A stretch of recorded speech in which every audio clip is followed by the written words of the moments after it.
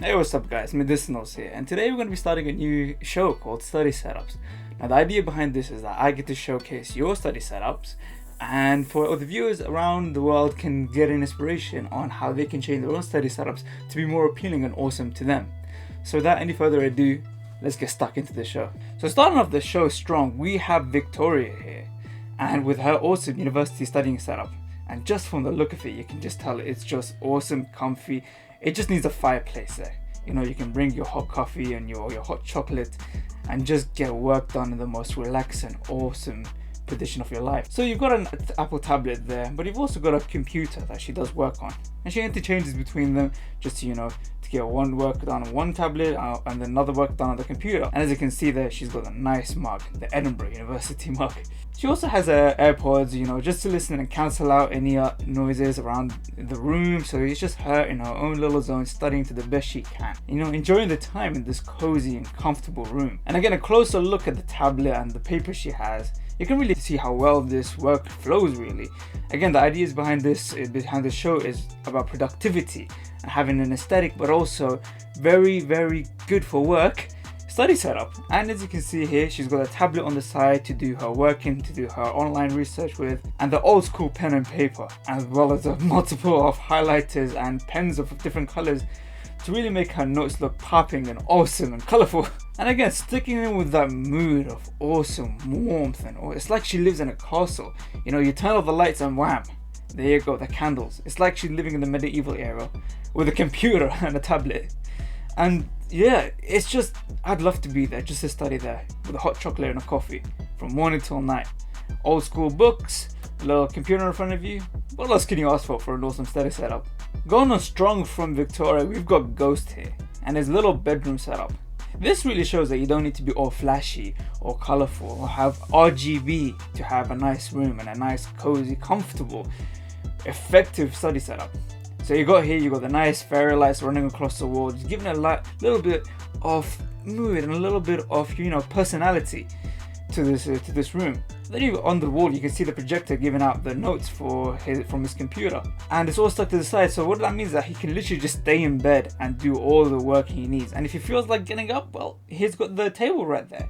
And as you can see, the table is pretty minimalistic. It's just the bare bones of what you need: a lamp and a book. It's a table, it's an old school table. No need for fancy RGB lights or a different massive computer or a MacBook Pro. No, just get the book and get your work done. That's all you need to study in university really. And so just a quick closer look into the projector, you can just see how it projects such a massive screen onto the wall. Why strain your eyes onto a tiny screen when you can really just look onto the wall and project all the information you need?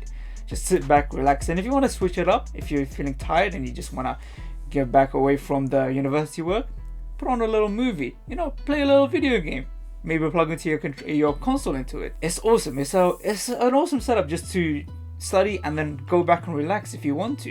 You've got the projector there and you've got the table when you want it. Wrapping up this episode, you can see Jordan's setup right here. And man, oh man, 4 screens.